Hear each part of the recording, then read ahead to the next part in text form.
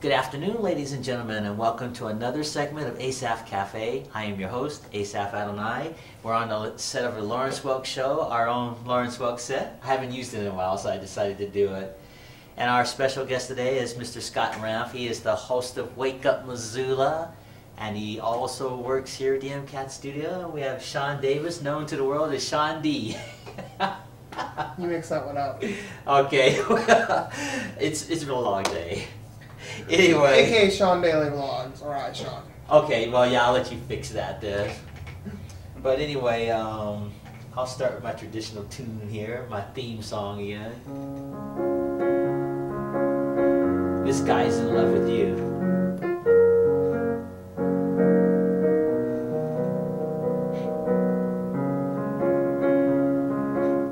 I never get tired of playing this. I've probably done this hundreds of times in my lifetime, this song.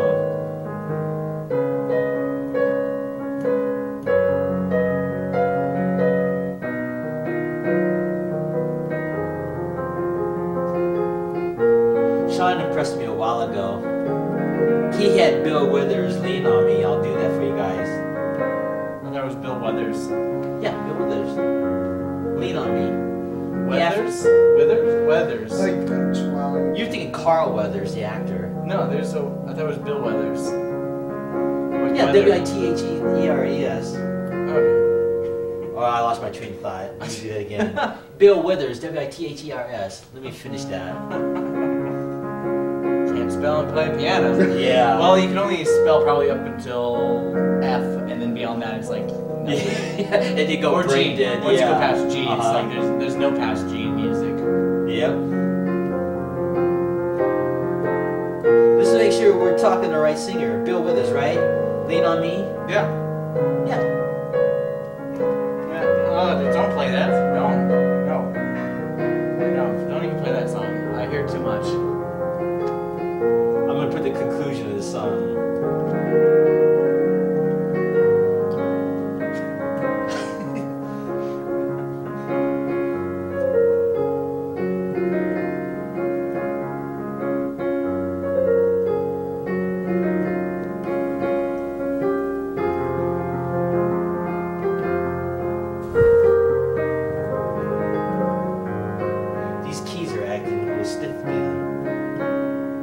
They got those darn teenagers playing the piano with their sticky fingers.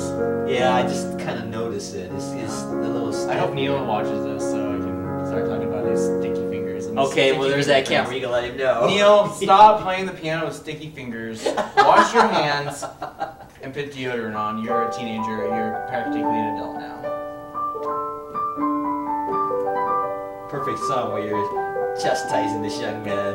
Yeah, I get you now.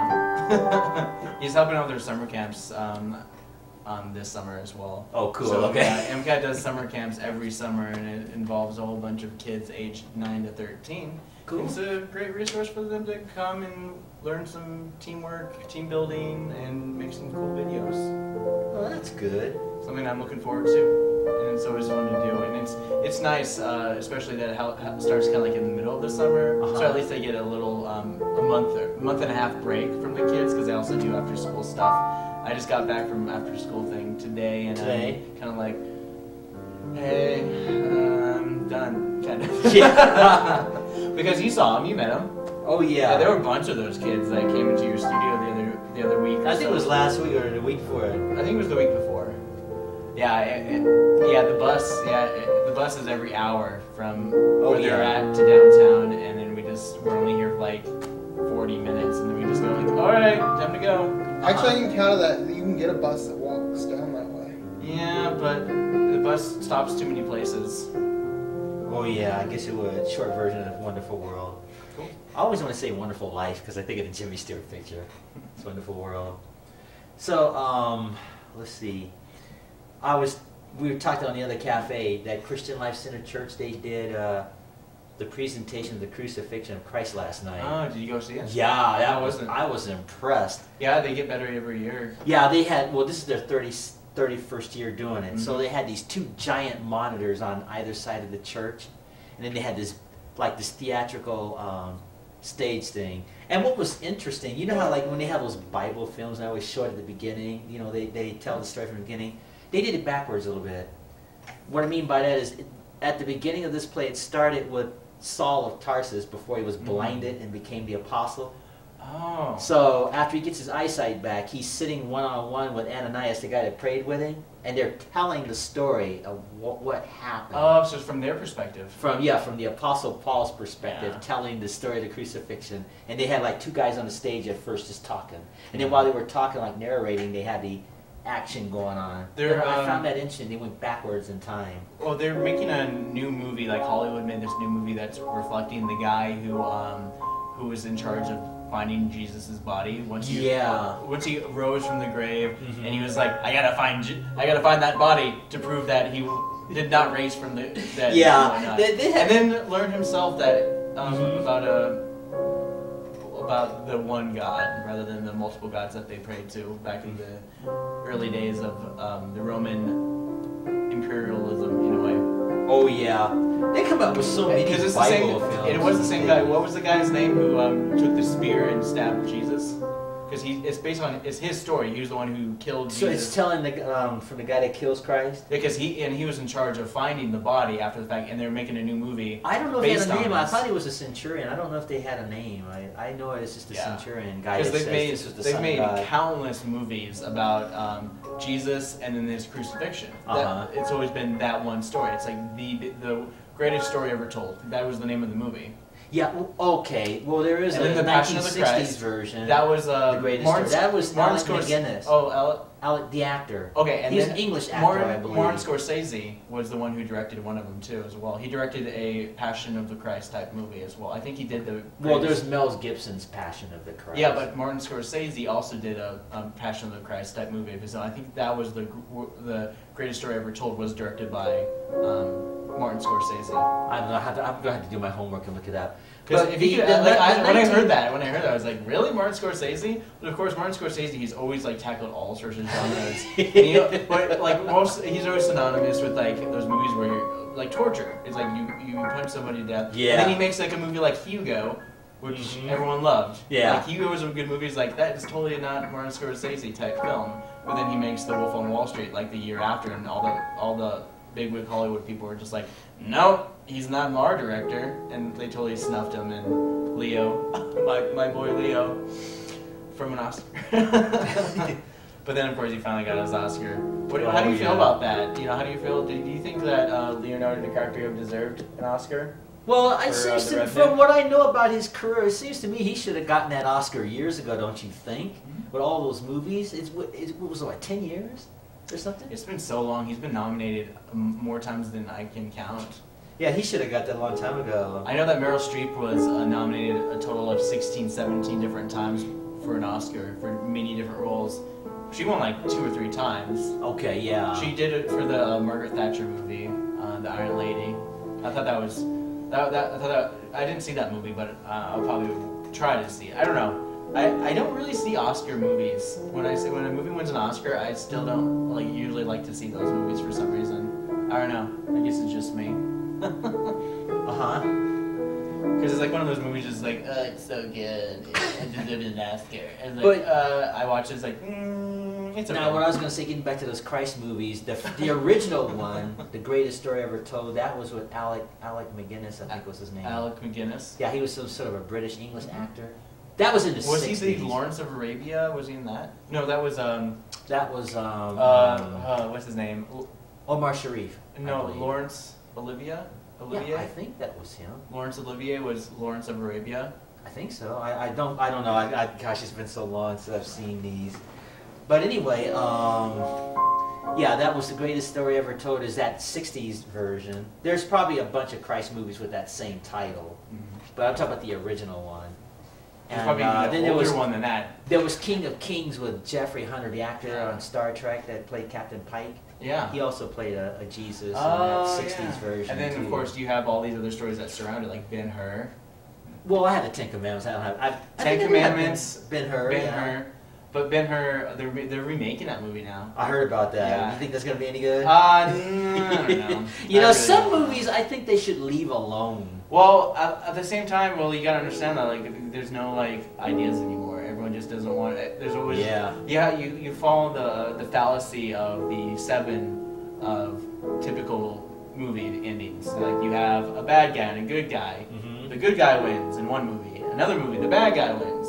Another movie, it's a draw, and then all iterations of that same kind of storyline is you have an antagonist and protagonist trying to do things. So basic storytelling. And all different storytell, all different ways, and it all ends kind of this, that way, or loose. I'm watching our time. We've already gone through about 15 minutes already. This show goes by so quickly. So, Sean, I asked you on the other show, you have nothing planned for holiday this year? No, I don't. It's all winged, basically. Cool. Okay. What did you do last year? Do you just kind of hang out? Yeah. Do you do you go to church with your family for Easter? No, we used to when we lived in California. We went to one of the biggest churches in California. What did you? What was the name of the church?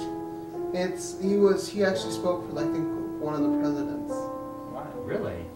And the reverend for there.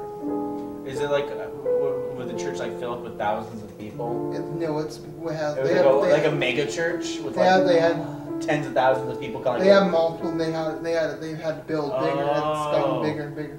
But is it a main room where they can have it's like a football stadium size full of people? No, where they have it's got they had a section up above. I'm trying to think of the name. So it's kind of like a mall where you can have different areas. It's basically you hike I haven't been there's no. I don't remember. I don't think they have that in Montana. Mega churches. Probably not. I mean, because it's a big church. Pastor Joel Osteen. I don't know if you know him. That guy in Texas. He's got this football coliseum. I went to Salt Lake City to go hang out with the Mormons. Okay. And I went to the Mormon church, and there's that's a lot of money. That's a waste of money. But it's a lot of money. A lot of money went to their church, and I took a tour of it because they have open tours for everybody. They want to show off everything. It's a nice building, huge building. And that's in Salt Lake City? Yeah. That's the capital of the Mormon church. That's where they kind of originated and kind of grew their religion. And I was in one of their big churches, and they have a light in there that's constantly kind of changing and flowing. Okay. It's super nice, and it's superly overly overpriced. Wow, I've never been to that church. No, they spare no expense. I see. I guess if they want to get some people in there, they're going to get all fancy. There's a few mega churches. Let's see. I don't know if you would know them. Yeah. There's Jack Graham. He's got a huge, gargantuan church. I've seen him on TV a few times. Nice. Who was that guy who spoke on the church a lot? Especially back in their days, he was an opera, or maybe he was a singer. And you mentioned him on Asaph Cafe as well. Was that George Beverly Shea? Maybe. The guy that sang more. He had glasses. He had thick black glasses. Yeah, and he sang more to more people than even Frank Sinatra, is what history is saying. That's George Beverly Shea. Yeah. He talked about him. He had quite a rich history for sure. Yeah, he lived to be 104 years old, and at 103 he could still sing. He started showing signs after age 103. Have you met somebody who's over 100? They're just no. They're just why?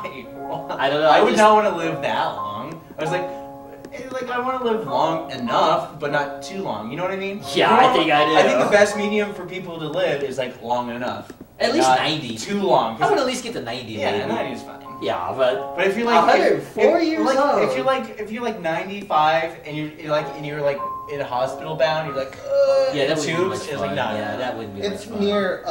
It's near towards. I'm trying to think where Upland or Upland. Is this in California? Upland, California.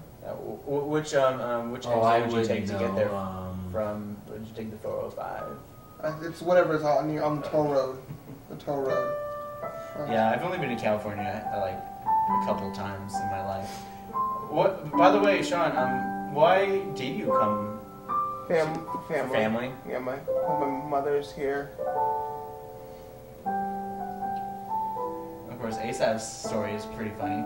him coming up here. He's just like, I'm just tired of it all. I did. Yeah, he left. 20 years ago. Well, maybe a little over 20 years ago. Yeah. I did. I literally left everything behind. I left my clothes, everything. I'm like, I am out of here. Wow. I'm done. It's like one of those spiritual awakening moments where you're just like done, and Yeah, then you just I was just done. you basically cast the shadow and I did. stuff I did. and I was just material done. possessions and everything. I was done. I didn't pack anything. I told you I played for the Salvation Army for 6 years at that time. Everything. I had very clothes on my back and Yep. some money, and the Salvation Army bought me a bus ticket because I played for them for so many years. I called my aunt in New York and said, Auntie, I'm on my way.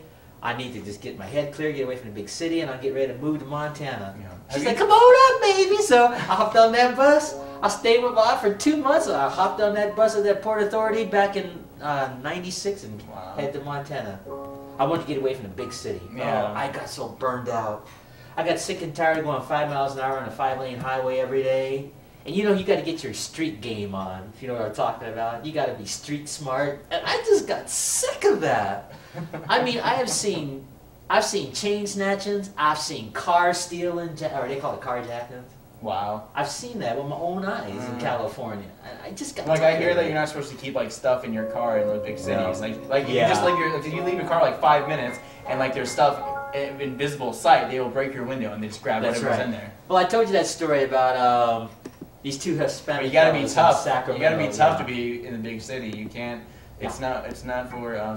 No, it's not for Mayberry. It's not for leather.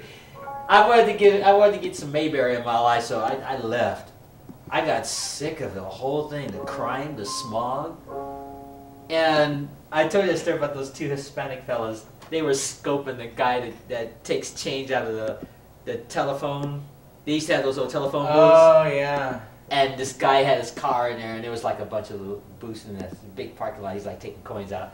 These two Hispanic fellows are scoping a guy, and I'm thinking, oh man, they're gonna get him. Oh man. Sure enough, It's like he walked away from the car. He was like from here to maybe that wall there, and those guys just swooped in that car like the Lone Ranger, went, drove off. And I feel sorry for that guy, so I had to give a description because I had witnessed it. I wasn't too far away. I'm sure that guy probably got fired. But see, the point is, that's the way it is in a big city. A friend of mine got his car jacked just recently, and this was here in Missoula and whatnot. Really? Yeah, and man, it was so stupid too. It's like somebody went on a joyride with his car. He got it back, but then when I saw a post on a picture of it, there was like a huge chunk pushed in on the back rear right-hand tire. So it's like somebody like must have hit him from the right. Oh, I see. Yeah, they always damage your car. As soon as something happens, it's like that's it. You steal someone's car, yeah. And like I used to have one of those Honda scooters, you know, the real big scooters. It was a white scooter with a blue seat. Yeah. And I had a friend of mine I grew up with. Hey, Asaph, let me borrow your scooter. I said, you bring my bike back. You know, he kept that thing for like 2 hours. I had to walk like 10 blocks to go get my bike. And he up there selling dope. With my bike, I was so mad at him, I wanted to smack him once. I mean, you idiot! Oh man. You didn't get me in trouble. So I took my bike and rode home. I left him there. I mean, that's the kind of friends I grew up with. I mean, I liked my friends growing up, but they could do some stupid stuff. You A know? lot of stupid. I had a bunch of stupid friends sometimes growing up. You know, they want to hang out. Hey, Asaph, let's do such and such. Like, it's cool. You know, we'll do some stuff, but not something that's gonna break the law and then you gotta go to court. Yeah. Because I had some dope dealing friends when I was growing up. I'm so glad I'm away I from think that. it's Saddleback Church. Oh, with Rick Warren? Yeah, I think he spoke for one of the Is he in pubs. Los Angeles? His church in Los Angeles? It's in California. Yeah. Rick Warren, the guy that wrote the Driven Purpose. Oh, that's a Life. drop in a bucket of a church. It's No, in really, he's California. got this gargantuan church. That's what I think you're talking about. You said Does it have like? Saddleback. I believe it has like a Saddleback, creek. I think that's Rick It has a Warren's creek. church. It has like a creek going through it, and then they. Oh, I've not seen it. I just know of it. I know of it. Oh, you can probably look it up on that Thing-a-thing-bong. Saddleback. I think that's Pastor Rick Warren's church. But anyway, getting back to the friends I grew up with, you know, they were fun to hang out with, but sometimes they get stupid. Yeah, like I had a And friend. then when they I had were done, a, I'd had to leave. I'd say, look, you guys gonna go do that crazy stuff? You all keep me out of it. Yeah, I mean, like I was like, I was fresh out of college and whatnot, and I was just like, like all the college days, hanging out, having a good time, drinking, partying, blah, blah, blah. According to Wikipedia, Carnival Cruise Line is an American-owned cruise line based in Doral, Florida, a suburb of Miami. Well, the mic's like right there too, so it's like overcast. No, I don't think that one's on. No, I think it is. They're all on. They're all on. Okay, so anyways. He wanted to do, like, he just graduated from hair school or whatever. He's doing, like, he wants to promote some hair, blah, blah, blah. He wants to do things. I was like, oh yeah, I'll help you out with, like, I'll do some filming and just kind of, like, do kind of like a, like, help you with a weird commercial-esque kind of, like, really cool photo shoot kind of thing. I helped him with that. And most of the time he just spent, like, drinking hardcore, and just having a good time, and not really doing anything. And then, like, he had a mic on him the whole time, and he would say this, like, the most incriminating things, like, ever. Yeah, and I told him, I was like, no, dude, it was like, you can't say this kind of stuff. And he was like, oh, you should take, and then he yelled at me. I was like, well, you should know better not to keep that while you're filming. It's like, I'm trying to film your stupid little event, and then that's kind of like, and then we had a falling out from there. And, but I haven't really talked to him since. I was like, listen, I'm an adult now. I know. That's what I used to tell my friends. It was cool when you're like 15 doing some crazy thing. Because you're supposed to be stupid. But when I got like adult, I just started walking away, and my friends would still do it. There's got to be a time. There's got to be a time when a person reaches a certain age where you just have to ask yourself, is like, is this really who I hang out with?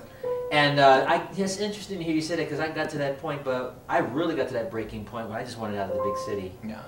So, and I don't regret leaving California. I don't miss it one bit. And just this last year, I quit drinking. Well, that's a good thing. Yeah, like I stopped completely cold turkey, just like stopped drinking. Back in 2015. As soon as 2015 hit, I was just like done. It wasn't like a New Year's resolution because I drank like probably about the weekend after New Year's. But then after New Year's, I was like, after that first weekend, I was just like, no, I just can't do this anymore. It's not like, it wasn't like, it was like, I didn't have like, it's not like one of those nights where people are just like, oh man, I got so trashed last night, I'm never doing that again. Like, it was more like, it was a night like every other night. I'm not going to do this anymore. That's how it is. You can't. That's how I felt too. I just got tired of it. Most of it, I just got tired of the street way of life. Not homeless street when I say that. Yeah. And what's with people?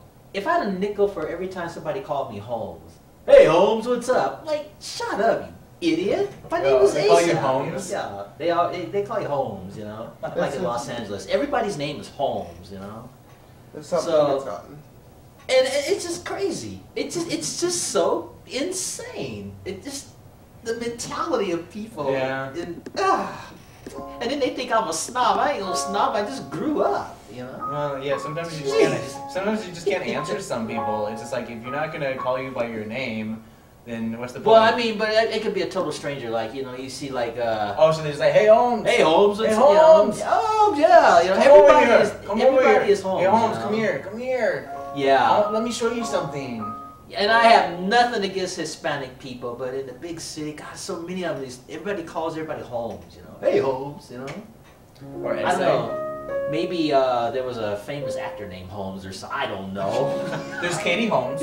Maybe that's where you got it from. She's a national treasure after all. Yeah, maybe that's where you got it from. Oh, speaking of national treasures, William Shatner was on Colbert last night. Did you see him? National treasure? Wow. If you're a treasure. Yeah. I like him. He's cool.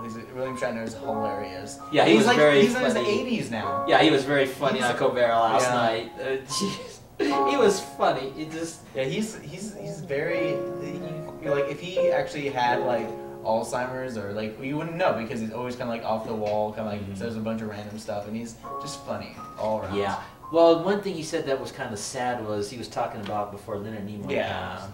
Leonard Nimoy didn't want to talk to him anymore. And I think it was probably because of the illness. He didn't want to be seen. Yeah, he wanted to. Like some people William who were Shatner sick wanted to see him one last time, and he didn't get the opportunity, so he regretted that, and that was kind of sad. Yeah, and he and it was also like, I heard that he didn't even go to the funeral after. No, he didn't. He missed the funeral. Well, he made a decision. He explained that on Colbert last night. He was talking about he had accepted an invitation before Leonard Nimoy got sick and there were thousands of people. And it was some sort of a living wake, they call it. Yeah, it's like when you know you're going to die. Some people like host these living wakes just so they can actually say a final goodbye to the person. And you know, Shatner was criticized for not going, but he felt he needed to keep that commitment. And I can understand that. Yeah. Especially if you might be under a contract or something. I don't know. Sometimes the best relationships are the ones where you don't have to say anything anymore. Mm-hmm. Like you always say enough. You don't need to like say, well, goodbye. It's like what, right. you don't never need to say goodbye, especially like a really good friend. It's just like you just need to like keep things just kind of like the way they are, mm-hmm. and then when they come back, just like pick up where you left off. Time is flight. We got 10 minutes left, and the show's over because I knew I had to leave around. Because I was watching comedians in cars getting coffee, and like I was talking, and Jerry Seinfeld was talking to Gary Shandling, who just apparently recently died. He just passed away a few hours ago. Yeah, it was insane. I was like, I just saw that episode, and they were talking about what's his face, Jerry's really longtime friend and co-creator of Seinfeld. Not Bernie Sanders. You talking about the tall fella? The bald guy. Oh, Jason Alexander. No. The friend who actually co-wrote and co-created Seinfeld. Oh, oh my God! Larry David. Larry David. Yeah. Okay. He was talking about Larry David, and like Larry David was complaining about something on the phone to Jerry. And like Jerry, even though Larry David would just like had played golf for the president, and like not once did he even mention that he played golf for the president. Larry David just calls him just to complain about things, and he never really talks about the things that he does, like playing golf for the president. And he was just like, Jerry's like, well, Larry called the other day, and he played with the president like a couple days before, and he never talked about it, like not even once. It wasn't even mentioned that he played golf with the president. He just like talked about complaining about one thing or another, like the prices of sandwiches or whatever. And I think that kind of like is a testament to their kind of friendship, where it's like you don't need to talk about what you did. You just need to just talk. It's just like you literally can talk about nothing, and that's the kind of thing that. What makes a good friendship is where you can basically just talk about nothing. Yeah, and just totally get each other. Cool, yeah. And I think that's probably the kind of relationship William Shatner may have had with Leonard Nimoy. He was talking about they were like brothers. Yeah. And it's weird from my point of view because I remember when Star Trek first came on television, once a week, and it's strange that Leonard Nimoy is gone now. Yeah, it is. At least from my point of view, you just don't think of those things when a show like that first comes out. Yeah, and you just know that he was like a lifetime smoker. He's like smoked for 40 years. Gave it up cold turkey, put that behind him, but it catches up with you. I mean, you can do all sorts of terrible things to yourself for so many years, and then if you don't start taking care of yourself, you can't end taking care of yourself. You know what I mean? That happened to Yul Brynner too. The actor on the Ten Commandments, he smoked 5 packs a day. Yeah, but for it's years. Crazy. It's like even some people have longevity in their blood and whatnot, and some people chain smoke for 80 years. I've been smoking since I was 16, and they're like 98, and it's like, if you didn't smoke, you can live to be 118. It's like, well, who would want to do that? We're running out of time. I wanted to say on a delightful note, my big fat Greek wedding. I'm going to be looking forward to seeing that. That's going to be fun. Even if no one didn't show up, we'll still go. We'll still plan to go. Yeah, we got a few minutes left. Because Noel's notorious for that. Noel! Excuse me. I don't have tissue with me. Anyway, any last minute things you want to say, Sean? We're just about running out of time. No, I think I'm at the end of my hill. Yeah, I know you had a long day today too, but you look great on camera here. I'm going to load this up too. But anyway, I like Montana. It's nice. The only drawback isn't, being a pianist and in my line of work, the opportunities are more scarce than in big city. Because when I was in Vegas and when I was in New York and so on, I played all the time, especially Los Angeles. Even though it was a wild city. You could always be a traveler. You can always travel back and forth. Yeah, I know. Maybe one day. Maybe. I mean, I'm just kind of content living in this city. You know what I like about Missoula? Just the diversity here. I think this city is very diverse in comparison. Well, I think it's more of a college town. That's what I mean. Yeah, I guess yeah. that's what I'm trying to say. From that point of view, diverse. Missoula to me is like Missoula. a giant Mayberry. I like Missoula, you know? Because we strive to be a very liberal city. But like we're more like socially liberal. But when it comes to like tearing down a building, you're not tearing down my mercantile. So we're very conservative about our buildings, the way our city grows. Yeah, you were talking about that on your show the other day. Yeah, I talk about it all the time. Like like the merc is the big thing right now. So you don't want them to tear it down, is what you're saying? I have a new for tomorrow's morning show. I'm going to talk about the merc and from the public land use and planning, which is always terribly and boring. It's awful. Just can't watch it. But this one is really good because they're talking about the mercantile, and people are just like saying it's a stupid motel. We don't want it. Yeah, I get it. Like there's overwhelming argument against it. Okay, yeah, that's what everyone says. Enough hotels. Eventually, I don't want to. Let's not. We probably shouldn't start because we're running out of time. Yeah, I know. I got you there. Yeah, you gotta leave at 6:30. So I have to go. I have to do the community forum today. So good for you. No, not at all. It's horribly boring. It's a bunch of people talking and being like, yeah. Well, you can vent, you can rant and vent on the cafe. That's what the show is for. Because I did my share of venting too about the big city, so we're even. They could do is instead of I think they could do other uses. Maybe make that for small businesses. Yeah. Do something. Well, you know, I applied for a job at this new hotel coming up. Played the piano for it, and they responded. They said they'll keep it in mind. So who knows? Maybe they'll hire me to play in the lobby. Yeah, maybe we can do like what we said when we get that new live streaming device. Maybe we can start doing some recordings inside actual cafes. Yeah, I'd like to. That's a good idea that you and Joe came up with, and we can still call it Asaph Cafe. Yeah, because you're inside. in a cafe. Yeah, inside. No, you're in a cafe. Yeah, that Asaph Cafe. You said this Asaph Cafe is sponsored by Thai Coffee, which is where we're at right now, or I'm Bernice's Bakery, I'm open for it if they or do that. Break Espresso, which if you can't hear me, then it's Break Espresso because all the machines are like really loud in there. It's like super loud at Break Espresso. Like every time I go in there, it's super loud. Even if there's one person or 50 people, it's just as loud. Okay. Because those machines, it's ridiculous. You have all those machines. It's like it's like. Okay, really? Are you gonna go see my big fat Greek wedding? Yeah, this is cool. You can vent. We never had anyone vent on the show. It's cool. But it's the stupidest thing to vent about. It's like, oh, Break Espresso, you're too loud. It's like going to a club and it's like it's so loud in here. I can't hear myself think. And like I'm outside on a picnic and a bird starts chirping. It's like, oh, that bird better stop chirping. I'm about to freak out. I wanted to get this same theme song. My Big Fat Greek Wedding.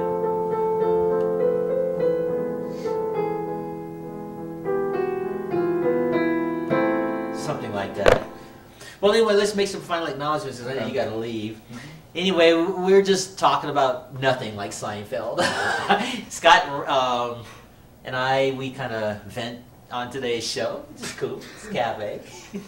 And Sean just played with his computers on the show. So that's what makes it kind of funny too. So anyway, I am Asaph Adonai, your host for this section, our segment of Asaph Cafe and our Lawrence Welk set with our guest Scott Ranf, the host of Wake Up Missoula, and I'll be preparing a story for your show later on tonight. And Sean D, I'm going to get it right this time, right? Alright. Well, anyway, thanks for tuning in, and I'm going to play the theme song to My Big Fat Greek Wedding, because Scott and I and Noel, we're going to go see that pretty soon. Yeah, and we'll conclude that. So until our next show, Maranatha!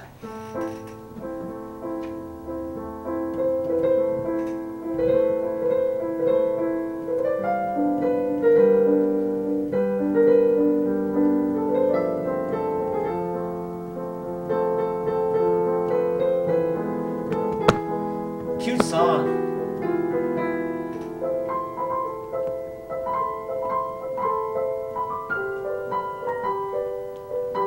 I don't know if I'm doing the right noise now. This is my version.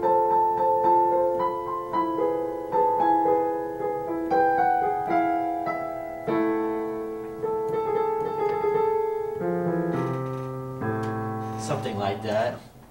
But I wonder if they're going to be using that theme song for the new movie. You think so? Mm-hmm. What's interesting, Nia Vardalos was on Seth Meyers last night. She was talking about that new show, and I think it's going to be very funny.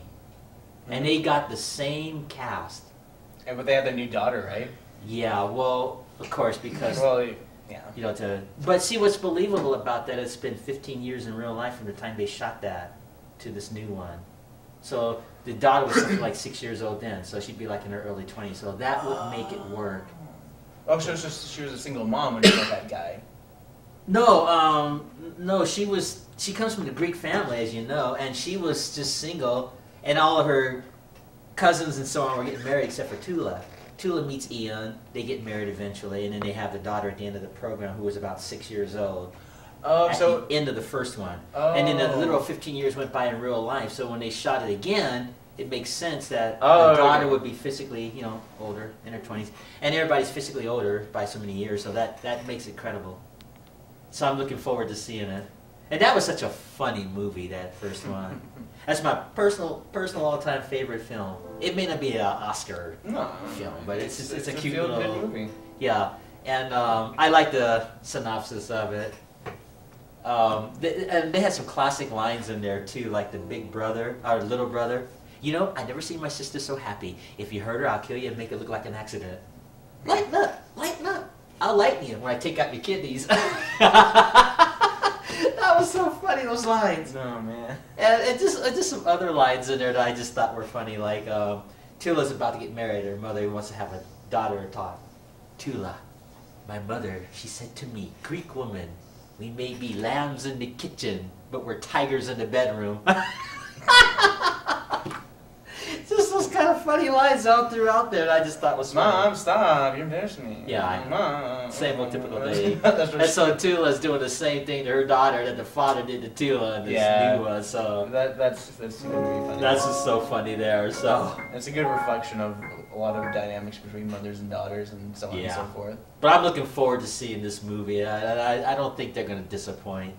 They did have a sitcom called Fat Greek Wedding, but I think that yeah, it didn't last long. Yeah, from the time that movie came out, I don't think the American audiences were ready for a Greek sitcom. But if they try again, I think they will be. So who knows? It depends. It really does. Yeah. When you have a sitcom, you have to have a lot of moving parts and a lot of like things that come around full circle, especially towards the end. Yeah. Like a solid sitcom.